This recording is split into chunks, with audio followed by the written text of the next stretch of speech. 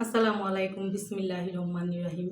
আমি আজকে দুপুরে আপনাদেরকে রান্না করে দেখাবো কহি ভাজি। এটা হচ্ছে কহি, একটা ডিম দিয়ে, এই যে দেখেন, একটা ডিম দিয়ে কহি ভাজি করে দেখাবো আপনাদের আজকে। মাত্র 2টি উপকরণ দিয়ে 10 মিনিটেই এত সুন্দর কহি ভাজিটা আপনারা একবার খেলে বারবার খেতে মন চাইবে, কারণ অনেক মজা হয় এই কহি ভাজিটা। এটাতে আমি হলুদ মরিচ কিছুই দিব না, শুধু এই যে পেঁয়াজ কুচি, কাঁচামরিচ ফালি আর এই যে একটা ডিম।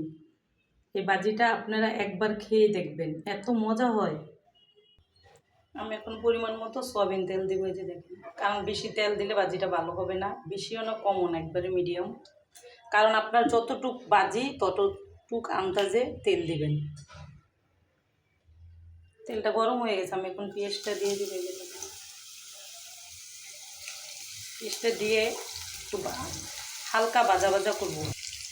পেঁয়াজটা আমি হালকা ভাজা ভাজা করবো, বেশি লালও করব না, আবার বেশি কাঁচাও থাকবে না।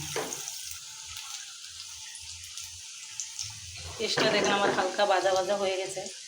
আমি এখন ডিমটাকে ভেঙে নিয়েছি, কারণ ডাইরেক্ট ডিমটা দিব না, যদি নষ্ট হয় তাহলে আমার তেল পেঁয়াজ সবই ফেলে দিতে হবে। এই জন্য ডিমটাকে আমি ফ্রিজে আগে ভেঙে নিয়েছি। দেখুন, ডিমটাকে দিয়ে দিব।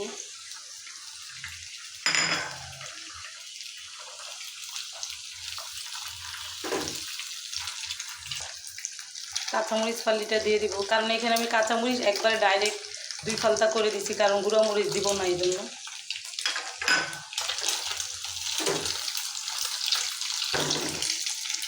এখন আমি ভাজিটা দিয়ে দিব। এই যে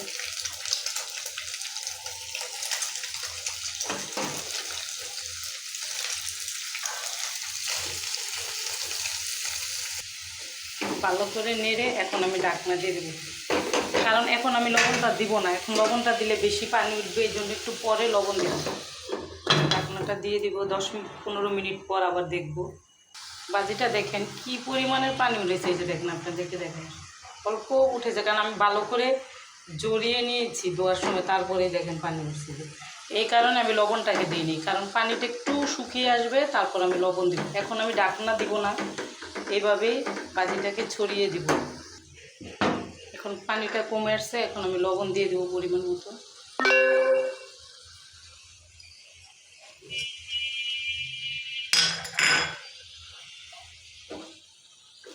লবণটা দিয়ে আবার একটু নেড়ে দেব। দেখেন ভাজিটা আমার হয়ে গেছে, এই যে সাইড দিয়ে তেল তেল আসতেছে। এখন আমি ভাজিটাকে নামিয়ে ফেলবো। দেখেন মাশাআল্লাহ কি সুন্দর হয়েছে ভাজিটা।